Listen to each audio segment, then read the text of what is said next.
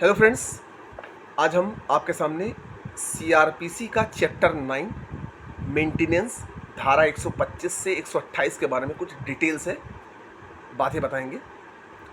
Chapter 9 है पत्नी, संतान तथा माता पिता के भरण पोषण के लिए आदेश। ठीक है, अच्छा। अब इसका जो प्रोसेस चलता है वो धारा 125, 126, 127 और 128।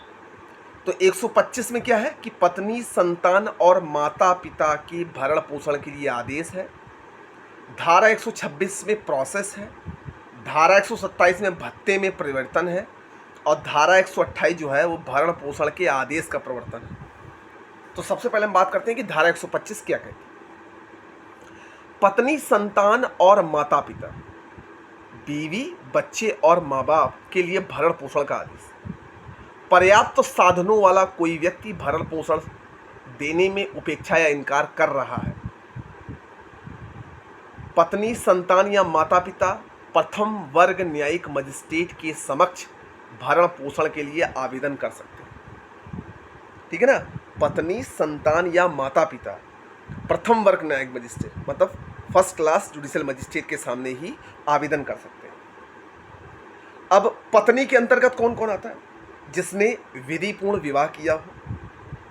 दूसरा, पत्नी अगर किन किन बिहाफ पर भरण पोषण मांग की आदेश कर सकती है। दूसरा, पर्याप्त कारणों से पृथक रह रही है पत्नी, पति द्वारा उसी घर में रखैल रखना या पत्नी का पृथक रहने का पर्याप्त कारण है। वह पत्नी जिसे विवाह विच्छेद हो चुका है और उसने पुनर्विवाह ना किया हो। ठीक, निम्नलिखित दशाओं में पत्नी भरण पोषण की हकदार नहीं होगी। अब इसमें समझते हैं, ये जो 3 पॉइंट बताए इसमें हकदार होगी, लेकिन किन स्थितियों में वह भरण पोषण की हकदार नहीं होगी। पहला, बिना किसी पर्याप्त कारण के अलग, अगर वो अलग हो गई है तो उसको भरण पोषण नहीं मिलेगा। जारता की दशा में रह रही हो, नहीं मिलेगा। पारस्परिक सम्मति से विवाह विच्छेद हो गया हो, नहीं मिलेगा। भरण पोषण के अधिकार का अभ्यर्पण कर दी हो, नहीं मिलेगा। ठीक। अब संतान के अंतर्गत कौन कौन? उसकी धर्मज या अधर्मज अवयस्क संतान, चाहे वो विवाहित हो या ना हो, जो अपना भरण पोषण करने में असमर्थ है, किंतु अवयस्क विवाहित पुत्री जब तक वयस्क नहीं होती तब तक उसके भरण पोषण के लिए पिता का आदेश किया जाता है। अब देखिए,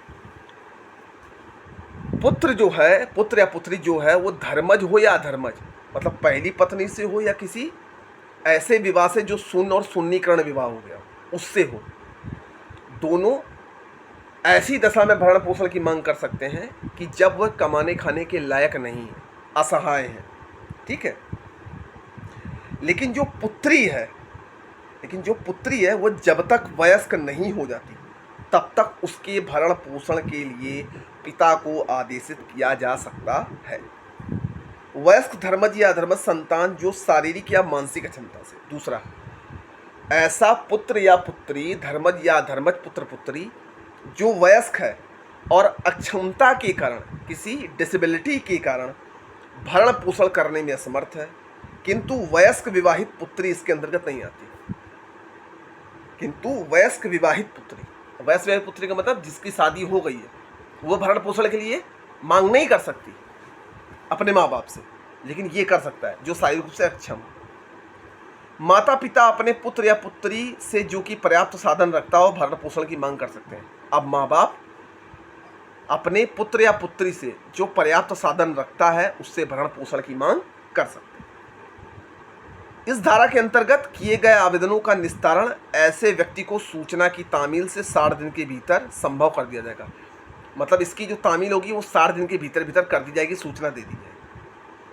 आदेश के अनुपालन में असफलता या भंग कर वारंट जारी कर दिया जा सकेगा। अगर आदेश का पालन नहीं किया जा रहा है तो उसके लिए वारंट इशू कर दिया जाएगा और 1 माह के लिए उसको कारावास भेजा जाएगा। परंतु वारंट तभी जारी किया जाएगा जब आदेश की तारीख से 1 वर्ष के भीतर इसके लिए आवेदन किया गया, मतलब 1 साल के भीतर आवेदन किया गया। इसमें एक इंपॉर्टेंट केस है विजय मनोहर अरवट बनाम काशी राव राजाराम सवाई। इस वाद में कोर्ट ने ये निर्धारित किया कि माता पिता अपने पुत्र या पुत्री किसी से भी भरण पोषण की मांग कर सकेंगे। इसी वाद में आया। दूसरा पॉइंट, मोहम्मद अहमद खान बनाम शाह बानो बेगम। इस वाद में यह तय हुआ कि धारा 125 एक धर्मनिरपेक्ष प्रावधान है। यह तलाकशुदा मुस्लिम महिलाओं के संबंध में भी उसी प्रकार लागू होता है जिस प्रकार अन्य महिलाओं के संदर्भ में लागू होता है। तो ये जो धारा 125 जो भरण पोषण के लिए आदेश है, ये मुस्लिम महिलाओं के लिए भी लागू होता है। ठीक। अब सेक्शन 126 में है इसकी प्रक्रिया कि कैसे कैसे प्रोसेस है। 127 में क्या है कि भत्ते में परिवर्तन, किन किन दशाओं में, पक्षकारों की परिस्थितियों पर, भाई परिस्थिति कैसी उस हिसाब से भत्ता लगाया जाएगा। सिविल न्यायालय के विनिश्चय के अनुसरण में उस स्त्री के पति ने विवाह विच्छेद के समय पक्षकारों को लागू रूढ़िजन्य स्वीय विधि के अंतर्गत एक मुफ्त धनराशि का भुगतान कर दिया हो, ऐसा भी हो सकता है। स्वेच्छा से भरण पोषण की राशि का स्त्री द्वारा भरण कर दिया गया हो, मतलब अपनी इच्छा से दे रहा हो, तो ये धारा 127 है। और धारा 128 जो है वह है भरण पोषण के आदेश का प्रवर्तन। अब भरण पोषण के आदेश का प्रवर्तन है धारा 128 के अंतर्गत।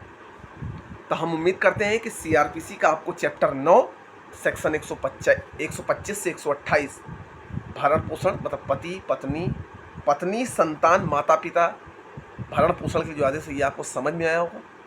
अगर वीडियो आपको समझ में ना आई हो तो कमेंट बॉक्स में कमेंट करें, और अच्छी लिखी हो, अगर आपको अच्छी लगी हो वीडियो तो कोशिश करके इसको शेयर करें। बाकी इच्छा आपकी है, हम मिलते हैं आपको नेक्स्ट वीडियो में।